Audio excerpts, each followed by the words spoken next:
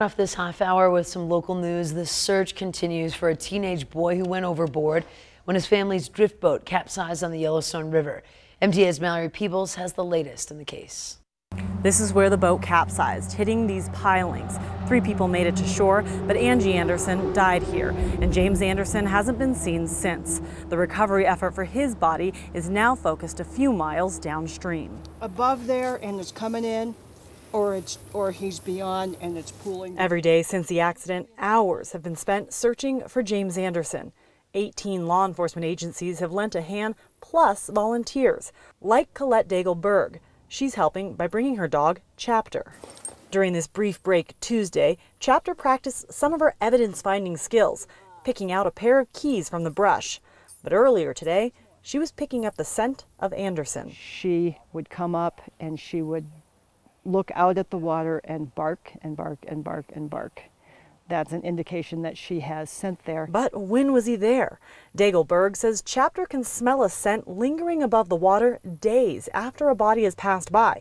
So she's got to read her dog, who is reading the clues. And as if this search isn't difficult enough, there's more.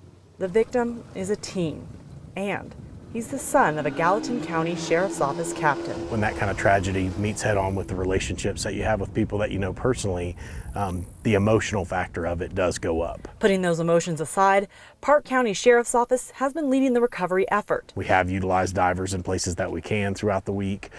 We've utilized sonar where we can throughout the week, underwater cameras where we can throughout the week. Sergeant Brad Bickler says water levels have dropped significantly, and that's been good.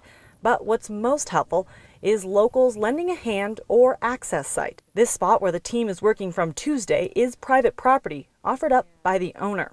And while they don't believe James Anderson will be found alive, they're hopeful for the next best outcome. The recovery aspect of it is us doing everything that we can possibly do to provide some closure for the family. Closure that can still come more than a week since the accident that forever changed the Anderson family.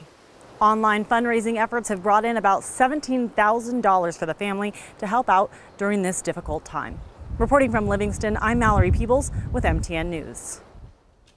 Now to tag this on, in total, about 70 miles of the river has been searched, but it's the area just a few miles downstream from the accident where searchers are most interested.